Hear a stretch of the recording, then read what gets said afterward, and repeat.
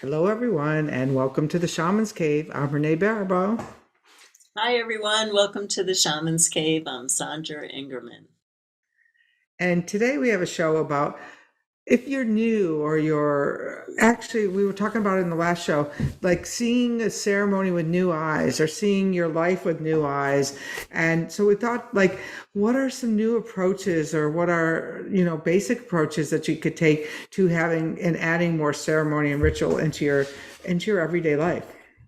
Yeah, I write a lot about ceremony, and I wrote a book, the Book of Ceremony. Great book. It is a great book, and ceremony. I don't think people understand how much ceremonies help to bring us back into our bodies. Hmm. And Renee and I were having a talk about this before one of our shows of, how do we help bring people back into their bodies from so many distractions? And so for me, working with ceremony is one way because when you work with ceremony, you really have to be grounded inside of yourself. You have to be present, you have to show up. That's This show is called How to Approach a Ceremony. And the first way to approach a ceremony is you have to be in your body and you have to show up to the ceremony. And ceremonies are the easiest and the most powerful way to bring back a sense of stability, and peacefulness, and confidence and groundedness into your life. And Hmm. so, with all the distractions that are going on in people's lives, and I know people are looking for ways to move past that, performing some simple ceremonies is a way that can ground you more Hmm. into yourself and can get you more into the flow of life. And then you occupy the space of grace. Mm. As you were talking, I was visualizing the preparation of getting ready for a ceremony. Like when I was teaching the wind flag class earlier, or the preparing for the wind flag ceremony for the year, that it could take weeks of preparation in a certain way. Like when I would go to Michael's and I'd get the markers and I'd have to make sure I had the wind flags, or that if I was getting the fabric, that gathering all of the things that you need for the ceremony. It's like the mise en place for the ceremony, no different than the mise en place, which means things in place in the kitchen, where you gather, if you're going to, especially when you're baking, and Sandra's a baker, so she knows this, you don't like take the flour out of the cupboard when you need the flour. You get everything on the counter with the measuring cups, and you might even measure things out so that you're prepared to go. Absolutely. I can't agree with you more. My favorite part of teaching workshops, and a workshop is a ceremony. It has a beginning, a middle, of an end. And any act that has a beginning, middle, and end is a ceremony. And so my favorite part of teaching workshops is going to Michael's, getting all the yarn for my fire ceremonies and all the little things. And I teach people how to make eye curtains. So I have to get everything for an eye curtain for every person in the workshop. And I love it. And I get these containers, and then there's the packing up of the car, or if it's an out of state workshop. I mean, I have paid close to $1,000 teaching in Europe. My sponsors always say, Sandra, if we could buy your supplies. It's no, Right? I have to gather my own, Mhm. put them in the box, fight with FedEx. Why do you have tons of cornmeal in this box? It's like I like cornmeal, And but it was important for me, that it's been important for me. And that's part of approaching a ceremony, is the excitement that starts to come about as you gather your materials, instead of just saying, oh, I got to get off the internet now because I have to do ceremony, and then running in, lighting a candle, lighting a stick of sage, and getting your drum out and doing something. taking that time, to really create your space is probably, to me, the most important part of a ceremony.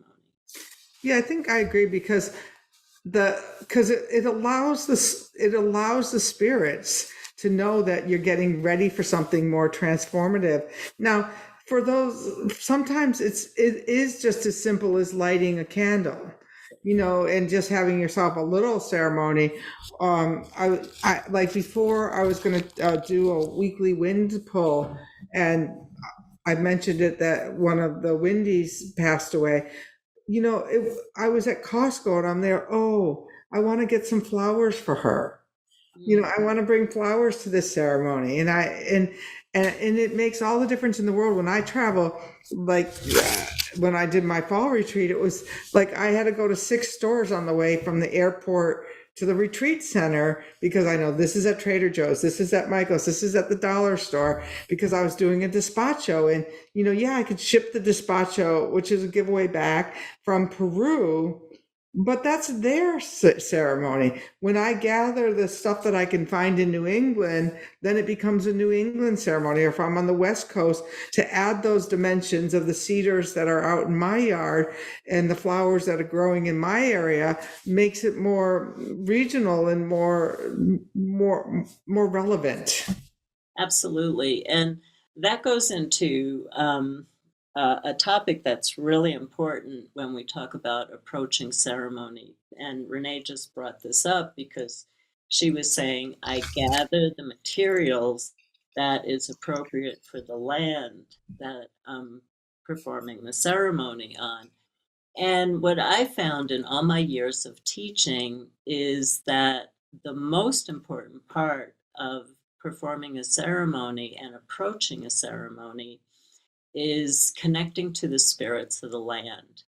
And not that many people do that. And that's really unfortunate because when you do it, the spirits of the land make sure that your ceremony is filled with grace. They will actually act as a helping spirit to make sure that your ceremony is graceful. When you just come in and you start lighting a fire, you start leaving rocks, or you start leaving crystals, the land is like, who are you? And why are you coming here? And so what happens is people start to do ceremonies, they fall, they trip, they move to new places. This is happening a lot. People are relocating like crazy, and everybody wants a soul retrieval from me because everybody's all of a sudden getting so sick. And my spirits are saying people are moving and they're not connecting to the land where they're living, and they're getting sick because there isn't a coherent energy. We're always going for coherent energy in shamanism. So to create a coherent energy in shamanism, you must create a strong connection with the spirits of the land and the helping, and use the word helping. Make sure, do not forget the word helping ancestors of the land. They have the power to make your ceremony or break your ceremony. So that's a beautiful thing to do, to have that kind of, you've gathered your materials and you're on land that's holding you. And if you're working with a group in love, I mean, imagine the feeling of that instead of just being in some place that doesn't know you and you don't know it. There's no relationship. Imagine the difference if there's relationship. Yeah, and just simply asking, is it okay? Like, I was leading a walk through the woods and I didn't know these woods. So the first thing I asked to the woods, do we have permission to enter? Can we take a stroll here? And you always get some kind of, usually they're happy that you're there. But I've been told, no, don't enter. Mm-hmm. This isn't for you to enter here.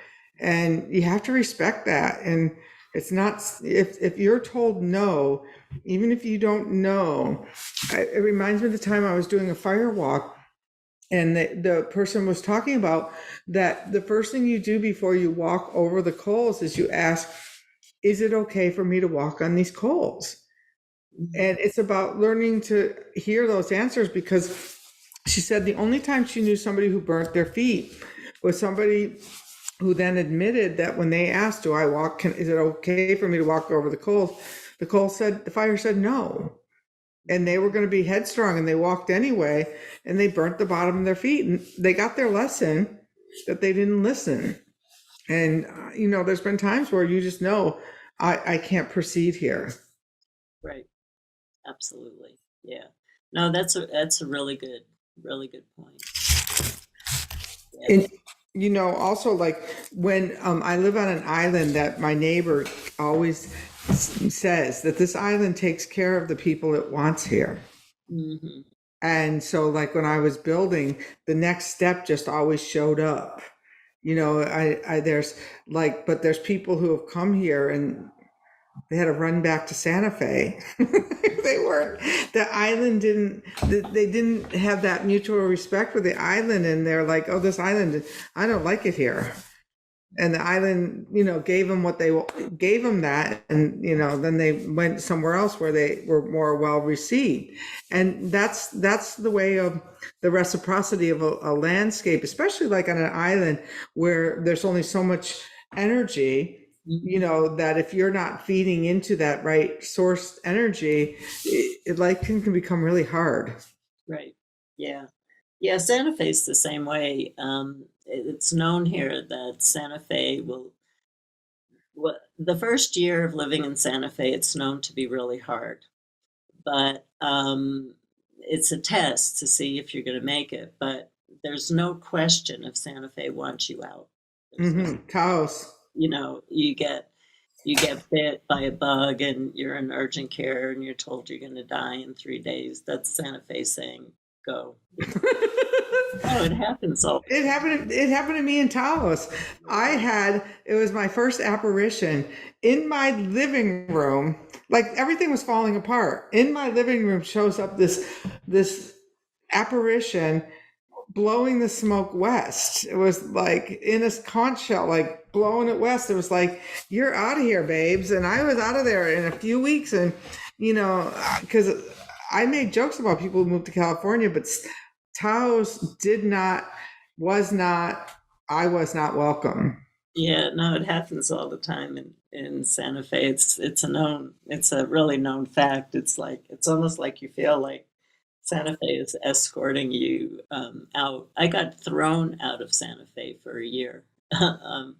But anyway, that's a really long story. And I asked for, can I come back? And the omens that came was boom, boom, boom, boom, so fast. And it was like, yes, go heal, come back. This is your home. Yeah, and I don't know that I was having a really nice time. It wasn't that, but it wasn't my mountain. Right. It was not my mountain. And when I got to Palm Desert, which I fought and resisted, all of a sudden I was filled with the mountain one day. And look at what happened. I was selling my house and it fell out. I thought I was done. And it was like, no, we're not done with you yet. And so when you have a relationship with the land, it determines when you come and when you go, and how long you stay away, and things like that. You're in a partnership. Mm-hmm. Absolutely. And so when you create that partnership, you can only imagine, you've listened to Renee and I talk about, really connecting to the power of the land. Just imagine in your body the difference that it feels. You're getting ready to do a ceremony to release the biggest pains of your life, or to ask for the biggest dream that you really want to bring into your life, or to ask for healing. Can you just imagine the difference if you're just a stranger out on a piece of land and you're not connected? There hasn't been a form of communication set up so that you have the link between you, the land, and the spirit, so that your intention goes up to the power of the universe, so that the power of the universe can make it so through your ceremony. So, gathering your objects, and making sure you have a good connection, with the land, and being clear on what your intention is for your ceremony, and then journeying or taking walks in nature, and uh, looking at what elements you want to have a relationship with too, to bring in, whether you want to burn what you're letting go, whether you want to give it to the ocean, whether you want to give it to the wind, whether you want to give something to the earth. Who do you want to invite into your ceremony, like a friend who's going to help you manifest this dream? And so we're just really talking about how do you approach a ceremony, and that has to do with gathering your objects and creating relationships with the land, the universe, creating a relationship with the sacred part of yourself, getting out of your way, getting into your deepest shamanic state, and working with the elements. That's how you approach the. These are the very first steps. We're just giving you baby steps of how to Mhm. approach the ceremony. Yeah, and once you do those two things, then you can have almost any kind of ceremony you want. It could be a baby shower in the backyard. But if you think about creating a baby shower, for example, you've just done all those same things. You've gotten all the things, you've invited all of the guests, you've invited the spirits in, and then then it almost effortlessly takes care of itself. The go through of it all. And you can do so. And I say that a baby shower, I don't know where a baby shower came in out of all of this, but it's the same thing as doing a ceremony for an animal that passed in your yard, or an idea you want to let go, or give birth to. Same thing, that you get, that you have this plan, you get all of your stuff together, you're in right relationship with it. And if you're going to use the yard, one of my teachers always would go out when she would set up for her sessions in my yard with her broom. Uh-huh. She swept the whole yard. And and there's this thing that you're sweeping the energy. Right. And you could be a rake or a broom, but she'd sweep everything and move all of the energy around, and it clears the spot for it. Yeah, that's really beautiful. And I actually I do give ceremonies for baby showers, weddings in the book of ceremony. I loved your book. So I keep it spiritual, but also to our ordinary ceremonies, where we would like to bring a little bit more sacredness into. Hmm. And so, and in bringing a little bit more sacredness into it, it really is just how you approach it. Hmm. It's what you do, it's really how you approach it. So, Hmm.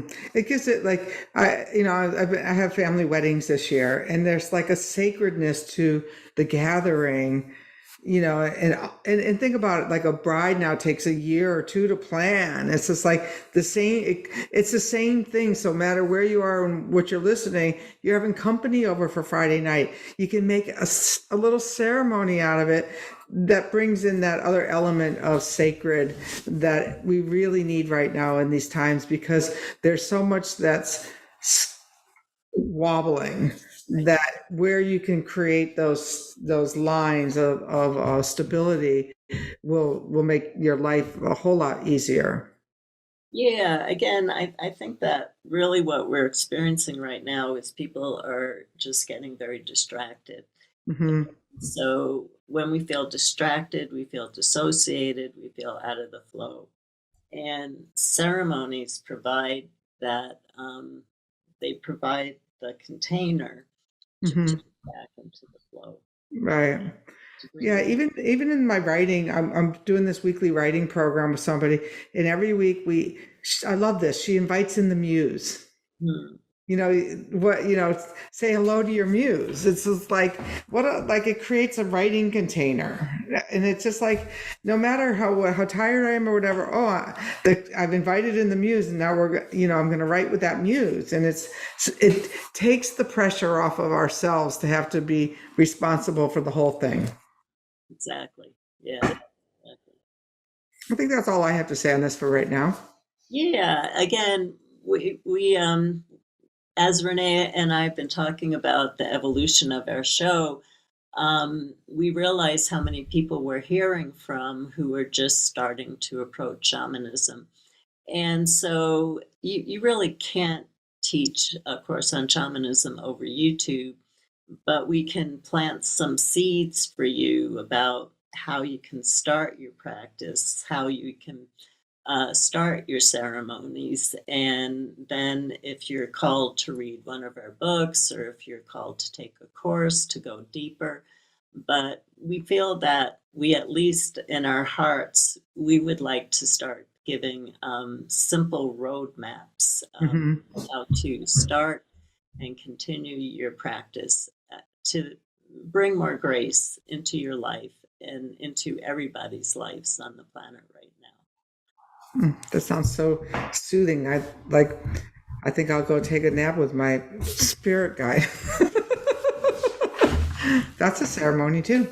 Well, thank you. And make sure you like us, follow us on shamanstv.com. We send out a bi-weekly email so you can sign up for our list there. Make sure you hit the subscribe button and the like button, both.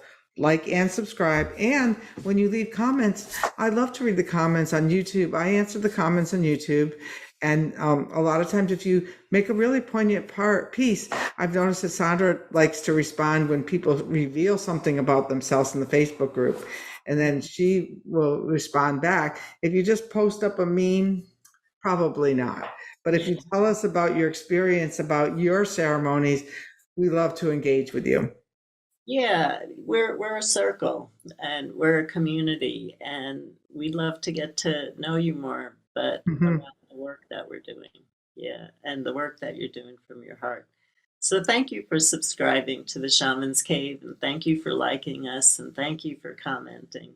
We really appreciate it, and we love doing the show, and thank you for joining us.